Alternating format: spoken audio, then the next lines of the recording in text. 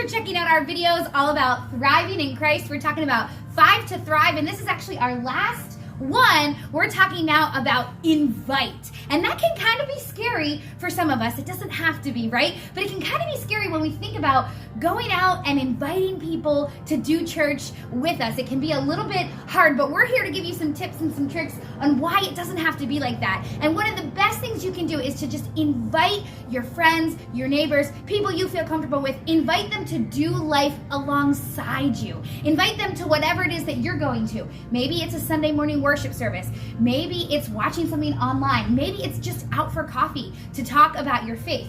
Really simple things. It doesn't have to be intimidating. It doesn't have to be weird. We're not going to make you go up to strangers in the grocery store. It just has to be this Unless you want to. It just has to be this normal part of life where you're inviting people to come alongside you in their faith. Yeah, and you can take this a step further when you become comfortable with the basic of just inviting people to come with you. It's taking it to that next step of saying, okay, Lord, where are you at work in the world? Where are you at work in the life of my neighbor, my coworker, who maybe isn't walking with God? And how can I partner with you in what you're already doing in their life? Learning to share your faith can be really about sharing your story.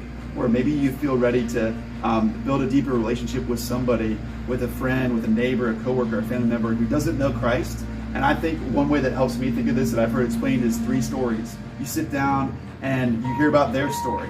What is their story? The next thing is you share your story, your testimony of like how God's impacted your life. And finally, you connect that all to God's story. It can be that simple. At the end of the day, pray.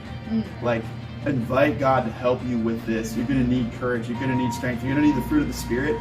And it is amazing to see what happens when we step out in faith into the unknown, where it's scary. That's where we so often find we see God show up. So go out there and invite people, because we are meant to multiply, right? All right.